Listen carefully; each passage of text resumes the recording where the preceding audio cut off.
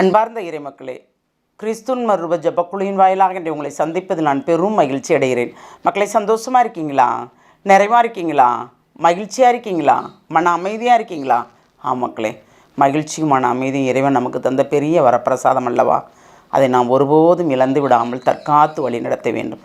இன்று அவர் நமக்கு என்ன இறைவார்த்தை தருகிறார் பார்ப்போமா?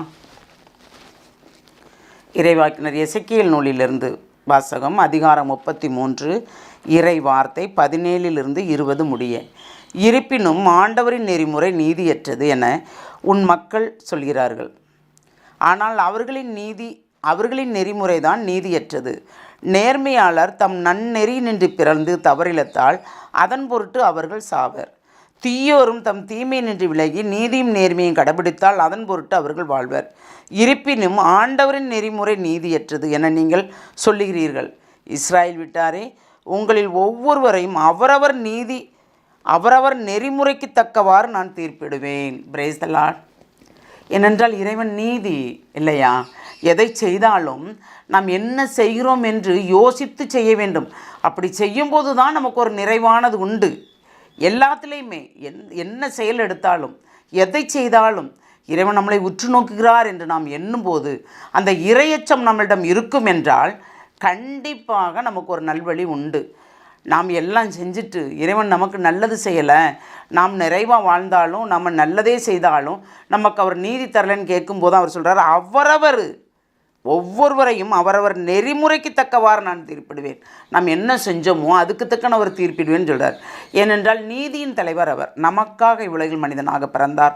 நம் பொருட்டே, நம் பாவங்களின் பொருட்டே, நம் குற்றங்களின் பொருட்டே நொறுக்கப்பட்டார். நாம் என்னைக்காவது நொறுக்கப்பட்டிருக்கோமா? நமக்கு ஒரு அடியோ ஒரு சொல்லோ எது விழுந்தாலும் பல முறை அதை பழிதீர்க்கும்படி நாம் செய்கிறோம் இல்லையா? ஆனால் அவர் வாய் திறக்காமலே அனைத்தையும் நன்மைதானே செய்தேன் என்றார் அவர்.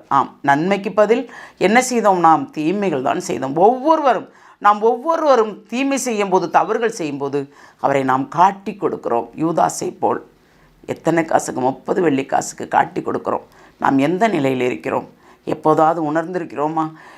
இதை கொடுக்கறது எசேக்கியேல் ஆகமத்தில் கொஞ்சம் கடுமையாகவே இருக்கும் இல்லையா? அந்த இறைவாக்கினர்கள் பட்ட பாடலாம் நீங்கள் நினச்சி பார்க்குறீங்களா? எல்லாம் முழுமையாக வாசித்து பார்த்தால் அதனுடைய உள்ளர்த்தம் எல்லாமே தெரியும். இறைவாக்கினர் எல்லாருமே துன்பப்படுகிறார்கள். ஆனால் நாம் என்ன துன்பப்படுகிறோம்? நாம் அவர்கள் சொல்வதை, நமக்கு பணியாளர்களை தந்தவர்கள் சொல்வதை நாம் கேட்கிறோமா? செவி கொடுத்து கேட்கிறோமா? கேட்கின்ற நிலைமையில் நாம் இருக்கிறோமா? அவர்கள் என்ன சொன்னாலும் ஜகதளமான ஒரு பார்வை, ஒரு சொல், ஒரு சிரிப்பு, இதுதான் நம்மிடமிருந்து வருகிறது. நாம் எந்த நிலையில் இருக்கிறோம்? சிந்திப்போமா? எல்லாம் வல்ல இறைவா, ஆண்டவரே, ஒவ்வொருவரையுமே நீர் பேர் சொல்லி அழைக்கிறீர். ஆண்டவரே, எல்லா மக்களும் உம்மை சார்ந்து இருக்க வேண்டும் என்று நினைக்கிறீர். அதனால் அனைவரையும் உம்முடைய இரக்கத்துக்குள் ஒப்பு கொடுக்குறேன்ப்பா. நீர்தாமே அனைவரையும் பாதுகாத்து வழி நடத்த வேண்டும். தவறுகள் நாங்கள் செய்திருந்தாலும் அந்த தவறுகளை எங்களுக்கு சுட்டி காட்டி ஆண்டவரே, தவறிலிருந்து நாங்கள் வெளியே வரும்படி நீர் எங்களை வழிநடத்த போகிற அந்த கிருபைக்கு நன்றி கூறி எங்களை முழுமையாக உம்முடைய இரக்கத்துக்குள் ஒப்பு கொடுக்குறோம். ஜெபங்கேக்கும் நல்ல பிதாவே. ஆமேன், ஆமேன், ஆமேன்.